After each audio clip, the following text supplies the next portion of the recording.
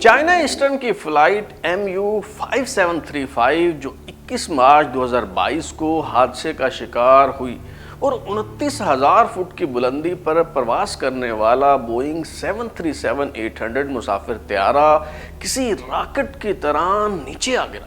اس کے بارے میں بعض ایسے نئے حقائق سامنے آئے ہیں جن سے معلوم ہوتا ہے کہ یہ مسافر طیارہ کسی تکنیکی خرابی کے باعث تباہ نہیں ہوا بلکہ اسے جان بوجھ کر گرایا گیا ہے۔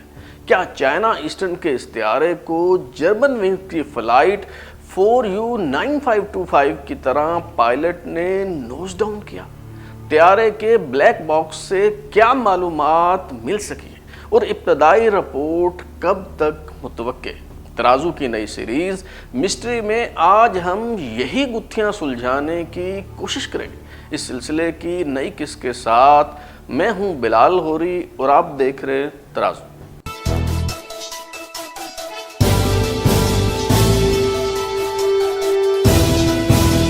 چائنا ایسٹرن کی فلائٹ MU5735 کے دونوں بلیک باکس یعنی فلائٹ ڈیٹا ریکارڈر اور کاکپٹ وائس ریکارڈر واشنگٹن کی لیب میں ڈاؤن لوڈ اور ڈی کوڈ کیے جا چکے ہیں اور اب ان کا تجزیہ کیا جا رہا ہے۔ امریکہ کے نیشنل ٹرانسپورٹیشن سیفٹی بورڈ یعنی NTSB کے ارکان بھی چین کی انویسٹیگیشن ٹیم کے ساتھ اس حادثے کی وجوہات جاننے کی کوشش کر رہے ہیں اور امید ہے کہ ابتدائی رپورٹ 22 اپریل تک آ جائے گی، مگر اس دوران جو تفصیلات اور حقائق سامنے آ رہے ہیں وہ خاصے پریشان کن ہیں۔ اگر آپ فلائٹ MU5735 کا الٹیچیوڈ گراف دیکھیں تو پتہ چلتا ہے کہ جہاز نے 29,100 فٹ کی بلندی سے اچانک نیچے لڑھکنا شروع کیا اور نوز ڈاؤن کی پوزیشن میں صرف 1 منٹ میں 21,000 فٹ نیچے آ گیا۔ اس کا مطلب یہ ہوا کہ جہاز ہر 1 سیکنڈ میں اتنا نیچے گر رہا تھا جیسے کسی 50 منزلہ عمارت سے پھینکی گئی چیز زمین کی طرف آتی ہے۔ یوں تو دنیا میں بے شمار کثیر المنزلہ عمارتیں ہیں، مگر لاطینی ملک یوراگوئے کا ٹیلی کمیونیکیشن ٹاور چائنا ایسٹرن کے تباہ ہونے والے مسافر طیارے کے نیچے گرنے کی رفتار بتانے کے لیے موزوں ہے۔ یہ ٹاور 157 میٹر یا 515 فٹ بلند ہے۔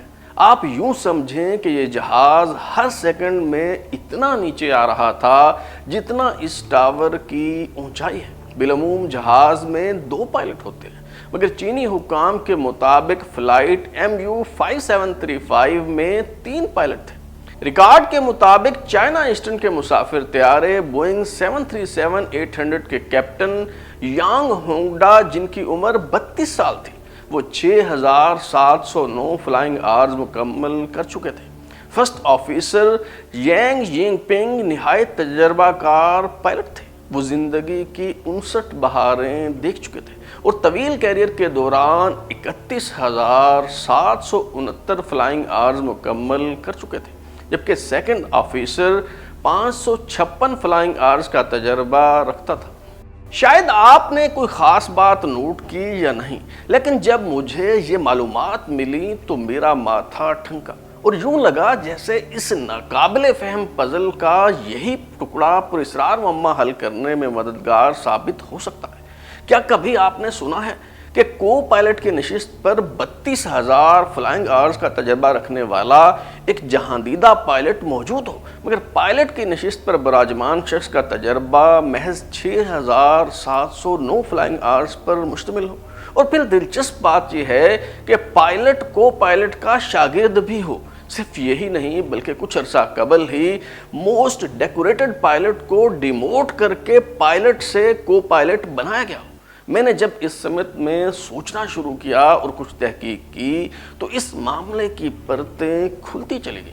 کہانی کچھ یوں ہے کہ چین کی یونان ایئر لائنز جس نے 1992 میں فضائی آپریشن کا آغاز کیا، اس کا شمار چین کی منافع بخش کمپنیوں میں ہوتا تھا۔ اسے 2002 میں چائنا ایسٹرن ایئر لائنز میں ضم کر دیا گیا جو تب خسارے میں جا رہی تھی۔ چین کے چند تجربہ کار پائلٹس میں شمار ہونے والے زینگ ینگ پنگ، جن کے بارے میں دسمبر 2018 میں civil aviation administration of China نے ایک مضمون شائع کیا اور بتایا کہ ینگ ینگ پنگ کو نوجوان پائلٹس کے اتالیق اور مینٹور کی حیثیت حاصل ہے۔ CAAC کی طرف سے ینگ ینگ پنگ کو چیک ایئرمین کا خطاب دیا گیا، جو چین میں کسی بھی کمرشل پائلٹ کے لیے سب سے بڑا اعزاز سمجھا جاتا ہے۔ ینگ ینگ پنگ نے کیپٹن انسٹرکٹر اور اسکواڈرن کیپٹن کے طور پر بھی کام کیا۔ ینگ ینگ پنگ 4 مختلف مسافر طیارے اڑانے کا تجربہ رکھتے تھے اور چین کی کمرشل ایئر لائنز میں بے شمار پائلٹ ان کے شاگرد ہیں۔ چین کے یہ تجربہ کار پائلٹ ینگ ینگ پنگ یونان ایئر لائنز میں تھے اور جب اسے چائنا ایسٹرن میں ضم کر دیا گیا تو ان سمیت بیشتر پائلٹس کو پریشانی کا سامنا کرنا پڑا، کیونکہ ان کی تنخواہوں اور مراعات میں کمی کر دی گئی۔ چائنا ایسٹرن کمپنی کے اس ناروا سلوک کے خلاف پائلٹس نے احتجاج بھی کیا اور اس احتجاج کی وجہ سے civil aviation administration of China کی طرف سے چائنا ایسٹرن ایئر لائنز کو $2,15,000 جرمانہ کیا گیا۔ آگے چل کر یہ معاملات کچھ بہتر ہو گئے، مگر ینگ ینگ پنگ جو ملک کے مایہ ناز پائلٹ تھے، انہیں تنزلی کا سامنا کرنا پڑا اور پائلٹ سے کو پائلٹ بنا دیا گیا۔ اس تنزلی کے معاشی اثرات بھی تھے، کیونکہ چین میں پائلٹ کو لگ بھگ $1,20,000 سالانہ تنخواہ ملتی ہے، جبکہ کو پائلٹ کی سالانہ تنخواہ صرف $46,000 ہے۔ لیکن معاشی نقصان سے کہیں زیادہ بڑی سزا یہ تھی کہ ینگ ینگ پنگ کو اب اپنے شاگردوں اور جونیئر پائلٹس کے ساتھ بطور کو پائلٹ کام کرنا تھا۔ چائنا ایسٹرن کی فلائٹ MU5735 میں کو پائلٹ کے طور پر موجود تجربہ کار پائلٹ ینگ ینگ پنگ کے ایک شاگرد لی منگ چین کے سرکاری ہفت روزہ فونیکس کو بتا چکے ہیں کہ جب انہوں نے ینگ ینگ پنگ کا نام فرسٹ آفیسر یعنی کو پائلٹ کے طور پر دیکھا تو انہیں نہ صرف افسوس ہوا بلکہ حیرت کا شدید جھٹکا لگا۔ ان کی نظر میں ینگ ینگ پنگ، جن کا جہاز اڑانے کا 40 سال کا تجربہ تھا، نہایت مایہ ناز اور اولین پائلٹ تھے اور ان کے کئی پرانے شاگرد تو اب انڈسٹری لیڈر بن چکے ہیں۔ ایویشن ایکسپرٹس کا خیال ہے کہ فرسٹ آفیسر یا کو پائلٹ کی ذہنی حالت چائنا ایسٹرن کی فلائٹ MU5735 کی تباہی کی سب سے اہم وجہ ہے، کیونکہ وہ تنزلی کی وجہ سے شدید نفسیاتی مسائل کا شکار تھے۔ چونکہ چین میں گھٹن زدہ ماحول میں نوکری چھوڑنا یا ایک کمرشل ایئر لائن سے دوسری کمرشل ایئر لائن میں جانا آسان نہیں ہوتا، اور چین کی ایئر لائنز نے اس حوالے سے ایک معاہدہ بھی کر رکھا ہے۔ تو ینگ ینگ پنگ کے پاس حالات سے سمجھوتا کرنے کے علاوہ کوئی چارہ نہیں تھا۔ ایک اور پہلو جس سے اس بات کو تقویت ملتی ہے وہ طیارے کا نہایت تیزی سے نیچے گرتے ہوئے 7,425 فٹ کی بلندی پر ایک بار پھر سنبھل جانا اور نوز ڈائیو کی پوزیشن سے نکل کر 8,600 فٹ کی بلندی حاصل کرنا ہے۔ استاد اور تجربہ کار پائلٹ ہونے کے ناطے فرسٹ آفیسر ینگ ینگ پنگ کی طرف سے جہاز کا کنٹرول حاصل کر لینا ہرگز اچنبے کی بات نہیں، اور ممکن ہے کہ پائلٹ یانگ ہونگ ڈا نے مزاحمت کی ہو اور ایک بار جہاز کا کنٹرول حاصل کر کے اسے اوپر لے جانے میں کامیاب رہے ہو، مگر ینگ ینگ پنگ نے دوبارہ اسے نیچے کی طرف دھکیل دیا ہو۔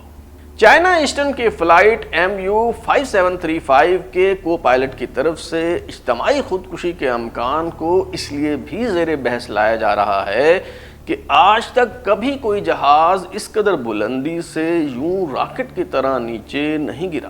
بوئنگ 737-800 ہو یا کوئی بھی اور جہاز، ان کی ساخت ایسی ہوتی ہے کہ اگر ان میں کوئی تکنیکی مسئلہ پیش آ جائے تو جہاز گلائڈ کرتا ہے اور آہستہ آہستہ نیچے آتا ہے، یہاں تک کہ اگر اس کے سارے انجن کام کرنا چھوڑ دیں تب بھی یہ کسی پتھر کی طرح نیچے نہیں لڑکتا، بلکہ دھیرے دھیرے بلندی کم کرتے ہوئے زمین کی طرف آتا ہے۔ مگر چین کا مسافر طیارہ تو اس قدر تیز رفتاری سے ناک کے بل نیچے گرا کہ پہاڑی علاقہ ہونے کے باوجود جائے حادثہ پر 65 فٹ گہرا گڑھا بن گیا۔ سرچ آپریشن کے دوران جہاز کے 40,000 ٹکڑے ملے، کیونکہ برق رفتاری سے ٹکرانے کے باعث اس کے پرخچے اڑ گئے۔ شروع میں ایویشن ماہرین چائنا ایسٹرن کے اس مسافر طیارے کی تباہی کا موازنہ ماضی میں ہونے والے 2 فضائی حادثوں سے کر رہے تھے، جو انڈونیشیا کی 2 مختلف ایئر لائنز کے ساتھ پیش آئے۔ انڈونیشیا کی ایئر ایشیا ایئر لائنز کی پرواز QZ8501 جس کی منزل سنگاپور تھی، اس نے 28 دسمبر 2014 کو اڑان بھری تو 42 منٹ بعد ہی کنٹرول ٹاور سے رابطہ منقطع ہو گیا۔ ایئر بس A320-200 جس میں 155 مسافر اور عملے کے 7 افراد موجود تھے، جاوا سی میں گر کر تباہ ہو گئی۔ بلیک باکس مل جانے کے بعد انویسٹیگیشن ہوئی اور رپورٹ سامنے آئی تو معلوم ہوا کہ جہاز کا رڈر ٹریول لیمیٹر جو ورٹیکل فلائٹ کنٹرول سے متعلق ہے اور جہاز کو موڑنے میں کام آتا ہے، اسے جہاز کی دم میں نصب کیا جاتا ہے، اس میں میکینیکل فالٹ آ گیا۔ ایشیا ایئر لائنز کی پرواز QZ8501 کے RTL میں تکنیکی خرابی پیدا ہوئی تو پائلٹ نے جہاز کا کنٹرول کو پائلٹ کو دے دیا اور خود اس مسئلے پر قابو پانے کی کوشش کی۔ 13 منٹ میں 3 بار الیکٹریکل انٹرپشن ہوئی تو پائلٹ نے RTL کا سرکٹ بریکر سے نکال دیا۔ اس سے آٹو پائلٹ ڈس انگیج ہو گیا اور جہاز کی ناک اوپر کی طرف اٹھ گئی۔ جہاز 34,000 فٹ کی بلندی سے 38,000 فٹ کی بلندی پر چلا گیا۔ جب جہاز کو مینولی کنٹرول کرنے کی کوشش کی گئی تو پائلٹ اور کو پائلٹ کے درمیان کمیونیکیشن گیپ آ گیا۔ پائلٹ نے کو پائلٹ کو کہا پل ڈاؤن، مگر گیئر کنٹرول میں جب پل ڈاؤن کرتے ہیں تو جہاز اور اوپر چلا جاتا ہے، جبکہ جہاز کو نیچے لانے کے لیے پش کرنا پڑتا ہے۔